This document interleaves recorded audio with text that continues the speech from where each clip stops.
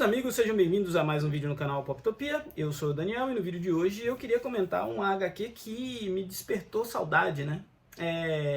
Normalmente aqui eu falo sobre lançamento e recentemente eu falei sobre o lançamento da Saga da Liga da Justiça, segunda temporada, e isso me despertou o interesse em reler Crise de Identidade, né?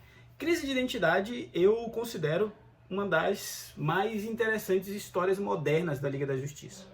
Não é um mega evento, não é uma crise final, não tem reboot, mas é que a gente vai acompanhar uma investigação de assassinato de um parente da esposa do Homem Elástico, que era um membro clássico da Liga da Justiça. Ele estava naquela Liga da Justiça que foi derrotada pelo Apocalipse durante a morte do Superman, né? Então esse membro da Liga da Justiça tem um parente de primeiro grau, tem a sua cônjuge assassinada, e isso desperta na comunidade de super-heróis um senso de urgência gigantesco. Quando eles começam a investigar e se deparam com segredos, desconfianças e revelações que vão implodir a confiança que a Liga da Justiça tem em si própria, né?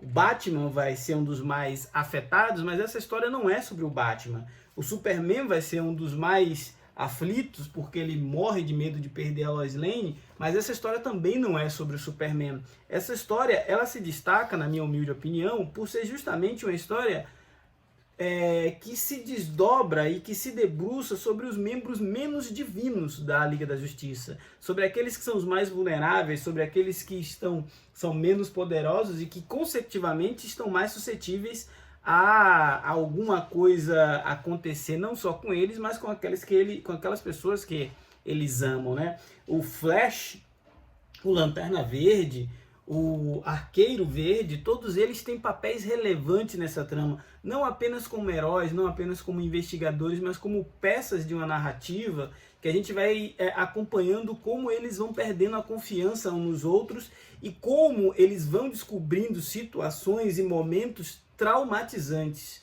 O Dr. Luz, que era até então um personagem de quarto ou quinto escalão, se transformou aqui em um abusador, né? Em um cara que cometeu um crime hediondo dentro do quartel da Liga da Justiça, sob o teto dos heróis mais poderosos do universo DC. Isso é traumatizante para esses caras, isso é uma quebra de brio, né? E quando essa discussão toda do que fazer com alguém tão poderoso do ponto de vista psicológico, alguém que fez que cometeu um crime tão pesado, a Liga da Justiça toma uma atitude que é a última atitude que se esperava de um super-herói. Então por isso que esse quadrinho Crise de Identidade ele desconstrói e debate, o Brad Meltzer usa isso para mostrar que os heróis também estão sujeitos a erros, a equívocos, a pecados, e que quando as consequências desses erros surgem, eles podem ser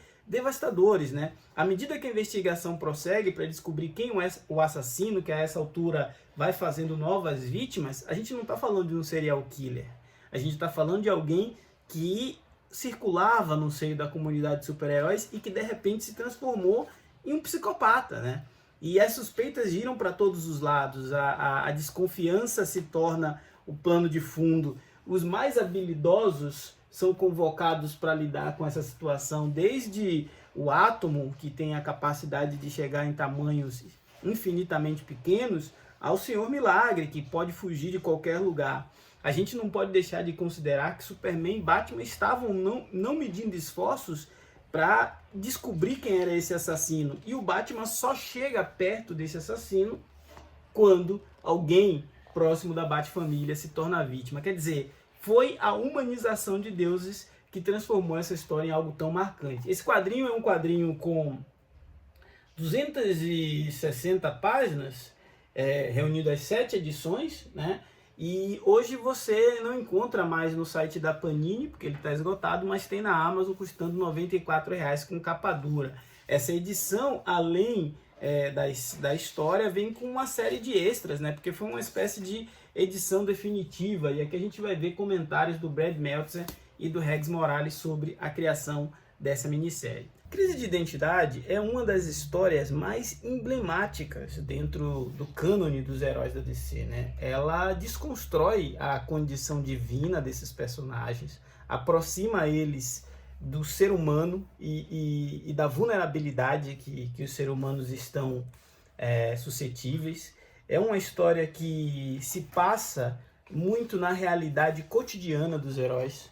A gente vai ver casais tendo DR, a gente vai ver amigos gerando desconfiança, a gente vai acompanhar detetives tendo dúvidas a respeito das suas provas porque eles não estão querendo acreditar para onde essas provas estão apontando, né? Personagem de muito pouca expressão, como o Átomo e mesmo o Dr. Luz ganhando luz ao sol e ganhando seu espaço ao sol e tendo momentos completamente emblemáticos, o filho do Capitão Boomerang assumindo o manto do pai e sendo uma ameaça real aos heróis. A gente tem muita coisa que acontece nessas páginas que o Brad Meltzer desenvolveu aqui e que são coisas que traumatizaram alguns dos principais personagens da DC, né?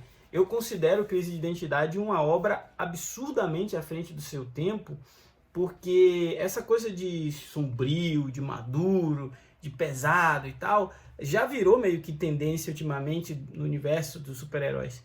Mas quando o Brad Meltzer escreveu isso, ainda não era essa a pegada, e talvez até fosse a pegada. A gente já teve o Watchmen lá nos anos 80, né? Mas ele conseguiu fazer tudo isso sem descaracterizar os principais personagens da DC Comics, né? Sem transformar o Flash em um babaca, sem transformar o Batman em um pedante, sem transformar o Superman em um ditador. Ele conseguiu fazer isso com uma condução narrativa muito sólida e principalmente muito respeitosa com a inteligência do leitor, com a sensibilidade do leitor e com a essência dos personagens que ele tratou aqui. Agora, aquele momento onde eu te convido, né? Você já leu Crise de Identidade? Você considera ela uma das maiores obras da DC, como eu considero? Eu particularmente colocaria ali no top 10 das histórias da Liga da Justiça facilmente. Esse foi o Poptopia de hoje. Se você não for inscrito, se inscreva. Ajude o nosso canal a crescer, a ganhar relevância nessa concorrida plataforma. Afinal, falar de gibi é sempre muito bom. Falar de Liga da Justiça é bacana também. Forte abraço. Até a próxima.